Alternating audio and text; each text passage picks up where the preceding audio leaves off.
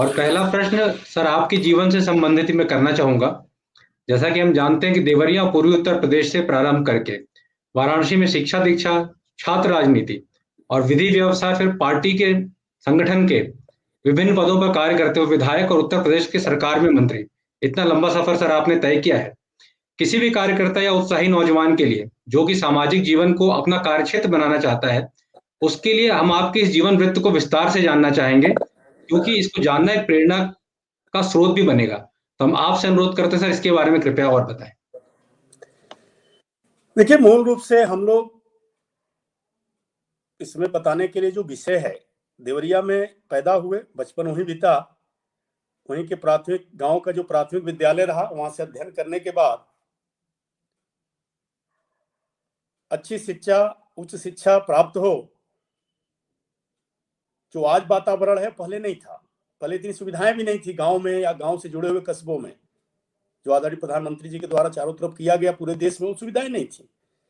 तो स्वाभाविक रूप से गांव का जो व्यक्ति था वो अपने जो गार्जियन होते थे, यदि पिता नौकरी में है तो उसके साथ, माता नौकरी में है तो उनके साथ, या और भी परिवार का कोई बड़ा सदस्य होता था उसके साथ जाकर के पढ़ने लिखने के बारे में सोचता था।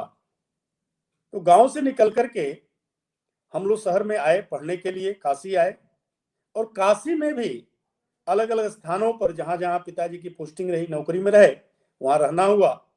रहने के दौरान जब शहर में आए हम लोग, तो हरिश्चंद्र डिग्री कॉलेज में बीएससी के विद्यार्थी के नाते, बायोलॉजी ग्रुप के विद्यार्थी के नाते बीएससी पार्ट 1 में प्रवेश लिया। प्रवेश लेने के पहले ही संघ के स्वयंसेवक के नाते सामाजिक जीवन में थोड़ा सा काम की रुचि बढ़ चुकी थी। और जब वहां बीएससी फाइनल ईयर में पहुंचा, अच्छे विद्यार्थी होने के नाते भी लोगों से संपर्क रहता था, और लोगों की एक मांग हुई कि चुनाव लड़ना चाहिए। तो एक थर्ड ईयर में हम लोग थे, एनसीसी का सीनियर अंडर भी था। दिल्ली में परेड के लिए भी जाने का अवसर प्राप्त हुआ था, प्री आरडीसी भी किया था बेस्ट कैडेट के नाते। इसे एक सभी लोगों से संपर्क था, खेल से भी जुड़ाव होने के कारण। यूनिवर्सिटी जो पूर्वांचल यूनिवर्सिटी थी, हम लोग फर्स्ट ईयर में जब लिए तो गोरखपुर यूनिवर्सिटी से जुड़ा था, थर्ड ईयर में आते आते पूर्वांचल यूनिवर्सिटी हो गई। तो उसका फुटबॉल टीम का वाइस कैप्टन भी था, 100-200 मीटर रेस में भी जुड़ा हुआ होने के नाते समाज मतलब विभिन्न विद्यार्थियों के वर्ग में सरोकार था। तो सभी लोगों का हुआ कि एक बार चुनाव, पढ़ने लिखने वाले। और उस साल चूंकि जो पत्रिका छपी थी विद्यालय की, उस पत्रिका में जो 3-4 विद्यार्थियों का नाम निकला था, तो हम लोग का भी पता न कैसे जो भी हो उदीयमान प्रतिभाओं के रूप में नाम निकला हुआ था। तो एक लोगों में रहा, चूंकि सीनियर अंडर अफसर था एनसीसी का और स्पोर्ट्स में कैप्टन वगैरह भी था, तो लोगों का ये रहा कि चुनाव एक बार लड़ना चाहिए विद्यार्थी को। लोगों ने कहा, विद्यार्थी परिषद से थोड़ा जुड़ाव होने के नाते चुनाव लड़ भी लिया आदमी, जीत भी गए, महामंत्री हो गए। अब महामंत्री जब हो गए तो मन में कुछ विचार आया कि कुछ करना भी चाहिए। अब समाज जीवन में जब आ गए तो लोगों के लिए विभिन्न प्रकार की सुविधाएं विद्यालय में, जैसे कक्षाओं की संख्या, एमएससी नहीं होती थी वहां पर, एमएससी कक्षाएं खुल जाएं, कुछ कक्षाएं खुल जाएं, इसके लिए संघर्ष भी शुरू हुआ। और एक बार जब संघर्ष शुरू होता है, आपको मैं बताऊं विद्यार्थी जीवन का अनुभव, तो वो रास्ता बनाते जाता है। शायद माता पिताजी ने कुछ और सोचा होगा निश्चित तौर पर, मैं नहीं कहता, क्योंकि गांव में पूर्वांचल में एक बहुत बड़ी समस्या है उत्तर भारत में। उत्तर भारत में जब बच्चा पैदा होता है और पैदा होते ही उसको नौकरी दे दी जाती है, उसके माता पिता अपने बच्चे को किसी को डॉक्टर बना देते हैं, किसी को इंजीनियर बना देते हैं, किसी को पुलिस में भर्ती करा देते हैं, किसी को दरोगा, ऐसे करके विभिन्न नौकरियां बांट दी जाती है।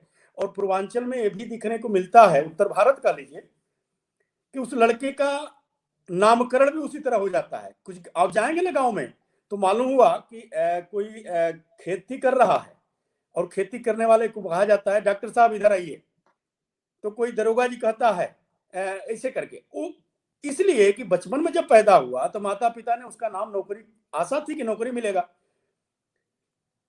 और नौकरी के अलावा 2014 के पहले कोई व्यवस्थाएं भी नहीं थी लोगों के पास, कि जैसे कि स्किल डेवलपमेंट, हमारे यहाँ कोई कौशल विकास का भी कोई विषय होता है, देश में जाना नहीं जाता था। कोई सहयोग के लिए जैसे मुद्रा बैंकिंग की व्यवस्था हुई, ये मुद्रा बैंकिंग कोई सिस्टम नहीं था। तो लोगों के मन में एक मात्र ब्याह था कि नौकरी करें, और नौकरी प्राप्त करने के लिए आप पूर्वांचल की सड़कों पर जब घूमेंगे शाम को और सुबह, तो आपको दिखाई देगा कि सैकड़ों हजारों की संख्या में नौजवान दौड़ते हुए मिलेंगे, और उनका एक लक्ष्य होता है कि उन्हें किसी तरह पुलिस में भर्ती मिल जाए। पुलिस में भर्ती होने के लिए वो दौड़ते हैं अपना इसे करके। तो निश्चित तौर पर हमारे माता पिता के मन में कुछ न कुछ जरूर रहा, लेकिन जब रास्ता मैंने सामाजिक जीवन का तय किया,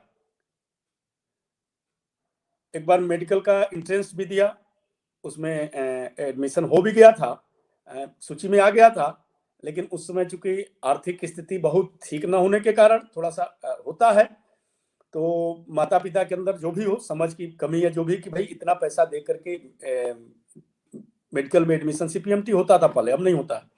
तो अब इसमें कराना हम उन लोगों को जो भी लगा ठीक नहीं लगा। फिर उसके बाद वकालत किया, वकालत करने के बाद कचहरी में शुरू कर दिया, और शुरू करने के बाद ये तय किया कि मुझे अच्छा वकील बनना है बस, और जीवन में समाज के लिए काम करना है, राष्ट्रीय भावना से प्रेरित दल भारतीय जनता पार्टी के लिए काम करना है। चूंकि संघ के स्वयंसेवक के नाते, विद्यार्थी परिषद के कार्यकर्ता के नाते ये भाव मन में आ गया कि हमें इस दल से जुड़ करके काम करना है, और कारवा चल दिया। लेकिन कभी ये नहीं सोचा था कि यह कारवां यहाँ तक पहुंच जाएगा, और यह कभी ऐसा स्वप्न नहीं देखा था। भाव जरूर था, कुछ करने का था कि कोई जिम्मेदारी मिले, कोई दायित्व मिले, उस दायित्व के अनुसार समाज की सेवा कर सकूं। और निश्चित तौर पर भारतीय जनता पार्टी के कार्यकर्ता के नाते विभिन्न दलों, विभिन्न पदों पर रहते हुए या वैसे भी जो जो दायित्व मिला, उस दायित्व का निर्वहन अच्छे से किया। मुझे लगता है कि मैंने ठीक किया, और जो ये दायित्व मिला, तो इस दायित्व पर भी लगता है कि मैं जिसलिए संगठन ने सोचा, आदरणीय प्रधानमंत्री जी ने सोचा होगा, तो इसीलिए क्रम में मैं अपना बेस्ट परफॉर्म करता हूं। अपना जो मुझे लगता है कि अच्छा है और सर्वोच्च है, सर्वोत्कृष्ट है, उसको करने का प्रयास करता हूं, और यह रास्ता समाज सेवा का चलती है।